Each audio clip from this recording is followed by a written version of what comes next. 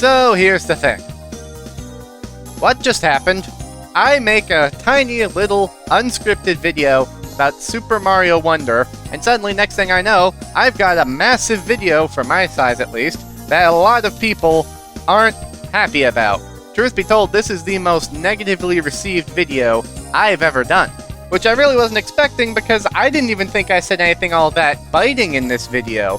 Compared to some of my other takes that I've already said, and some takes that are gonna be coming later, don't you worry, I figured this would be something that, probably piss a couple people off, but not kick the hornet's nest like I did here. I ruffled some goddamn feathers.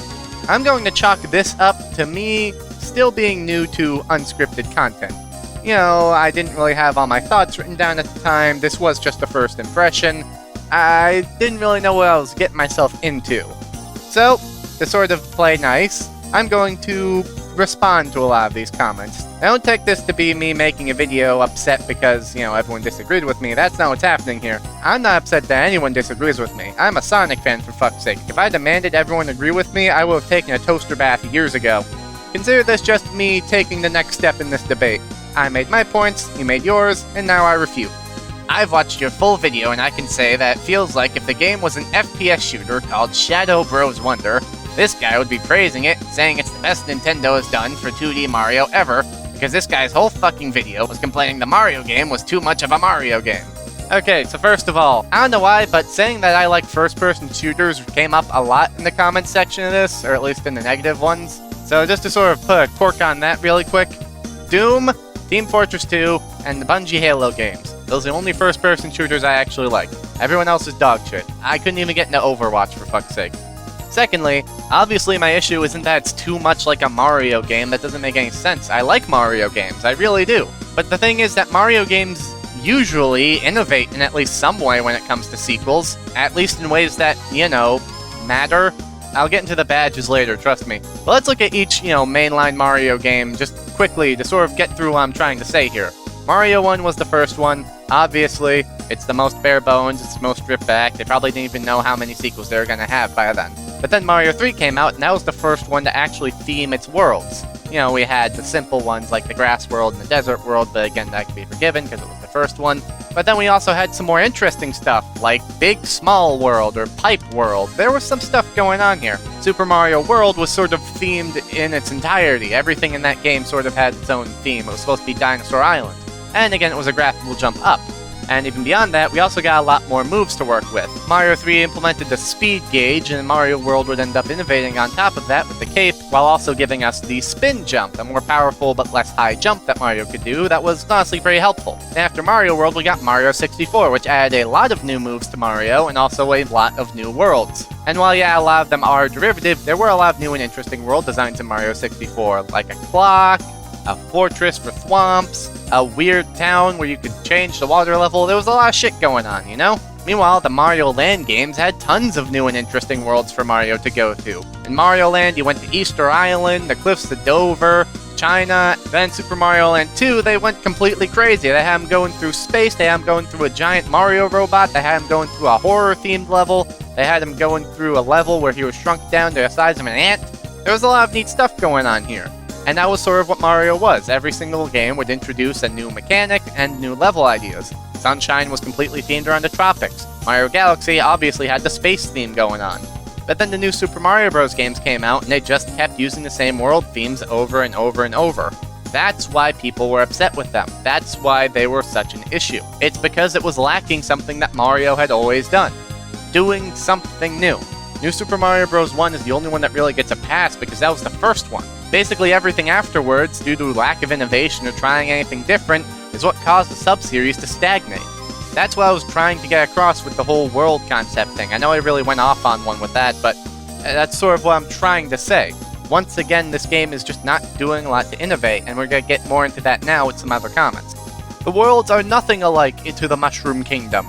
The Mushroom Kingdom has plains, deserts, tropical isle, snowy mountains, sky, and darklands as their themes. But the levels in these worlds only use that one theme. Snowy will only have snow and ice and no in-betweens. Whether underground or in castle, there is snow or ice. Wonder is actually being experimental with themes. The themes mix together. The snow world is the same as the mountain world and is described as a trek up the mountains. The plains are in a plateau. They are mixing visuals as well. 2 of the jungle levels they show off have very different themes. One being a forgotten pipe grotto with moss all over the pipes, and the other being a swampy area with dark-looking sludge. They aren't very same level after all.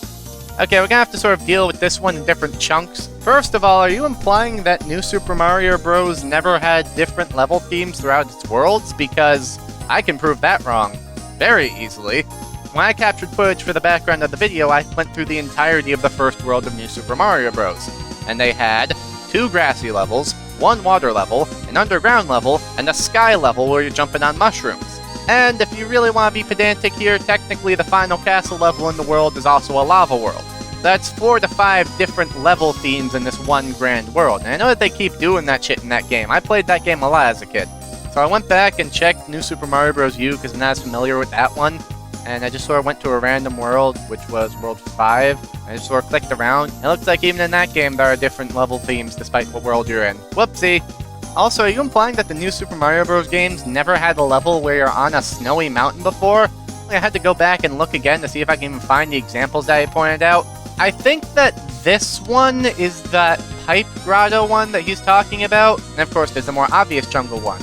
But here's the thing, I don't know what fucking world this level's in. This could be in any world as far as we know. Dude complains, then goes on to explain how his complaint is actually solved, but then still complains. Elaborate on that. No. I really don't know what this guy's talking about. I think he might be talking about badges, but we'll get into that in a second. So wait, the complaints are that you're upset that a 2D Mario game still acts like a 2D Mario game? No, my complaint is that it's the same 2D Mario game we've gotten for the past 5 years with some extra bells and whistles. I want Mario to control a little bit different. I want some new worlds. That's all I want. You are in the minority, my guy. No, I'm not in the minority. Oh, hang on, there's more.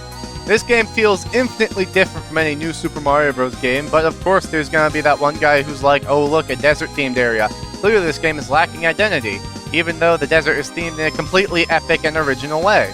My brother in Christ, the problem is not that there's just a desert theme. The problem is that Nintendo has been giving us basically the same game 5 times now. Hell, I didn't even realize this until editing, but the logo on the box is literally the exact same logo as the new Super Mario Bros. Logo, just with new taken off of it. And again, I didn't notice that until I actually saw them all side by side. Here, look, I'm gonna blow your fucking minds. Here's my rebuttal against badges being a band-aid for playable characters not having abilities.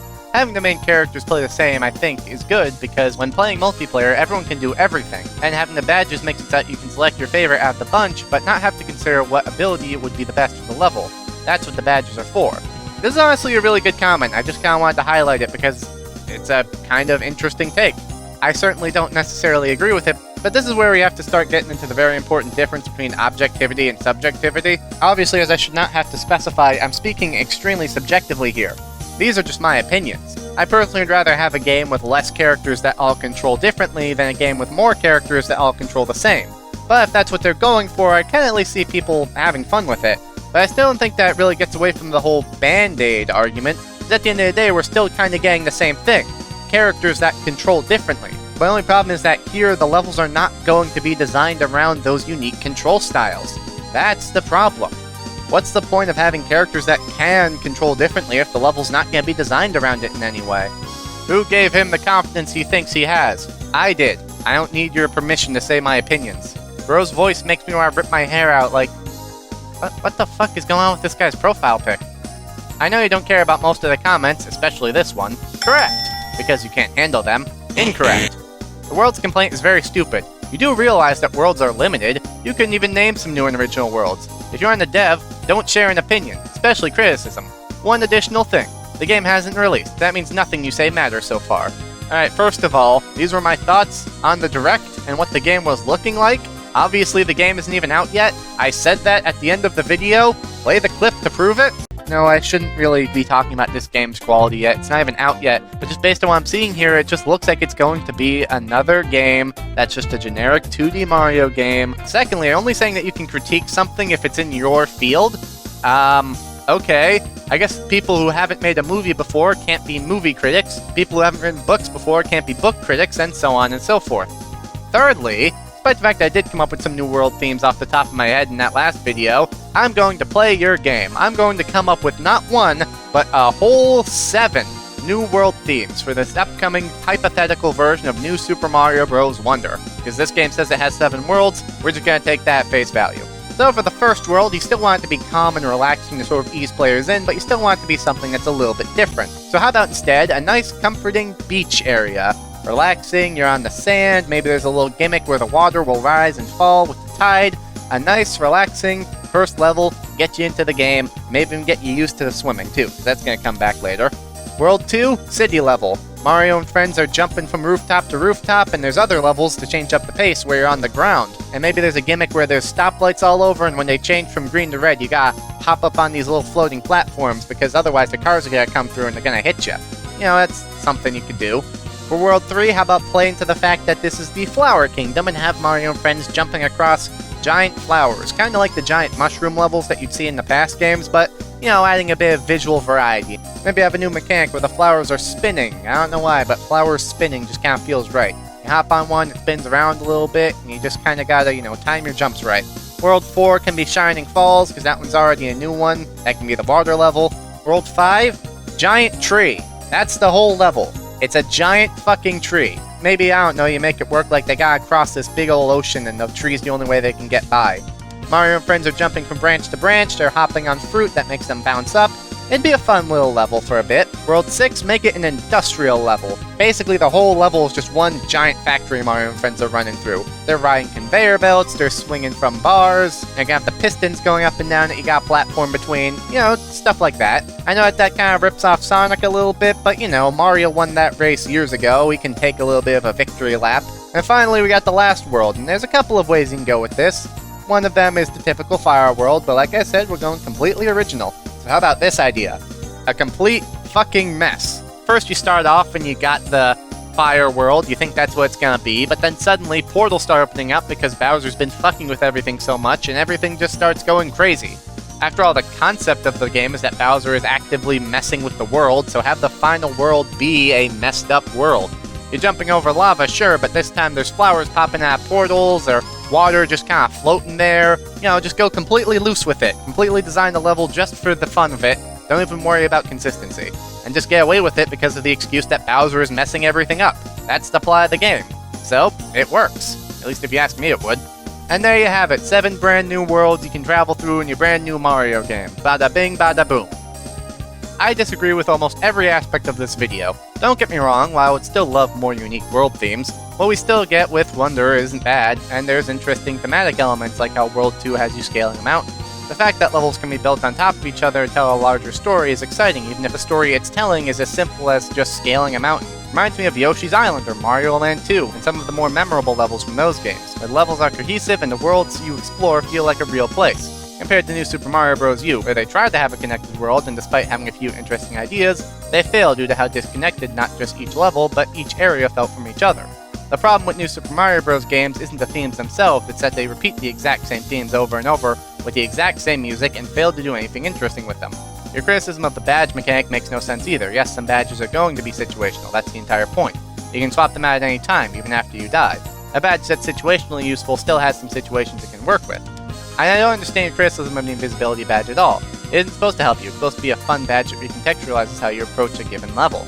It gives you more options to replay stages, which is always good. Plus, imagine the insanity of 4 invisible people running mindlessly and how funny it sounds. Alright, this is another completely fine comment. Again, he disagrees with me, but he does it in a normal way that a human would. He doesn't call me a piece of shit for thinking that this new Mario game might be mid. Again, I'm gonna shine a spotlight on good comments if I see them too. But the new Super Mario Bros. Games didn't use the exact same music or levels. They did change them, it was the themes that were exactly the same. Play the fucking zero punctuation clip.